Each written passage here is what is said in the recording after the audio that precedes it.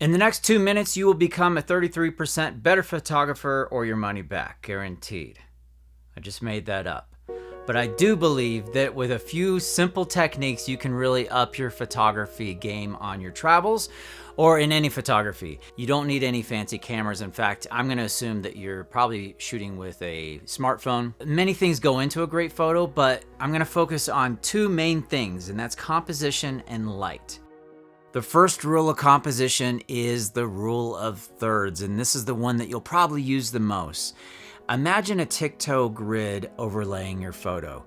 The goal is to position your subject along these lines or at their intersections. So you might frame people over to one side, or if you're doing a landscape, then you might follow one of these imaginary lines. Off-centering your subject can create a more balanced and a more interesting photo. Once you learn about the rule of thirds, you're going to see it everywhere in photography and TV and movies. So you can learn to visualize these lines, or some cameras even offer a rule of thirds grid as a guide. A lot of smartphones do. So if you try nothing else, give the rule of thirds a shot. Next is symmetry, meaning everything in the frame is symmetrical, the same on each side. And you'll see this a lot in Wes Anderson films. And the reason I bring it up for travel is because often you're going to be visiting churches or temples or architecture where symmetry is common. So find the symmetry and take the shot. And once you master this rule, you can play with making a shot purposefully asymmetrical for a more artistic feel. The next composition rule is leading lines, which, as the name suggests, is using lines to lead the viewer's eye to a specific point in the image.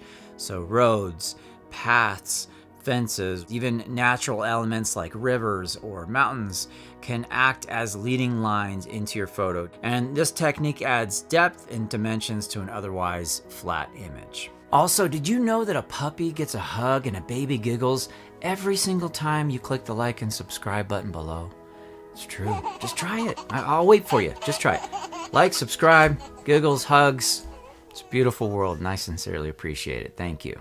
The final composition technique I'll talk about today is framing, and this means using elements in your photo to create a frame around your subject and really pull attention to it. It could be anything like trees or windows or doorways, or even something more abstract like shadows or silhouettes. So framing adds context and creativity to your shots, making them pop. You'll have to kind of move around to make these compositions work. So move your body, move your subject, be aware of your surroundings. And this is great for travel because it just makes you more aware of things. And of course, once you know the rules, you can purposefully break the rules to make your photos more artistic and more unique to you. But it's really good to start with the rules and then go from there. And now let's talk about the next technique, which is light. Paying attention to where the sun is or the light from a window or the time of the day can make a big impact on your photos. For example, the golden hour, which is the hour after sunrise and before sunset, has a warm glow and can create beautiful photos. So if you're taking photographs midday, clouds can be your friends for photography because they diffuse a lot of that harsh sunlight. Or look around the area and see if there's a better place to be rather than in the direct sunlight. You can put the sun directly behind the subject for some really cool effects like solar flares and silhouettes.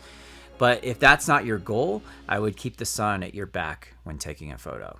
When you're taking a picture of someone inside, try to move them closer to a window or an indoor light source. When traveling and photographing locals, be respectful. Instead of sneaking a shot, introduce yourself, ask if you can take their photo, even if you don't share their same language. Usually a smile and a gesture towards your camera usually work. Some of my best travel memories from over 50 countries come from these brief encounters with local people where I asked to take their photo. You will get a lot of people saying no, and just be ready for that. But when they say yes, it can be this incredible connection with a local person, and that's the whole reason you're traveling, right? So I think photography is a great way to immerse yourself in the place that you're at. If you found this helpful, I really would appreciate a like And I highly encourage you to check out my channel, Global Larry. Please subscribe. You can get lots of great travel tips like this and great travel itineraries around the world from my personal travels. All right, thank you. Ciao for now.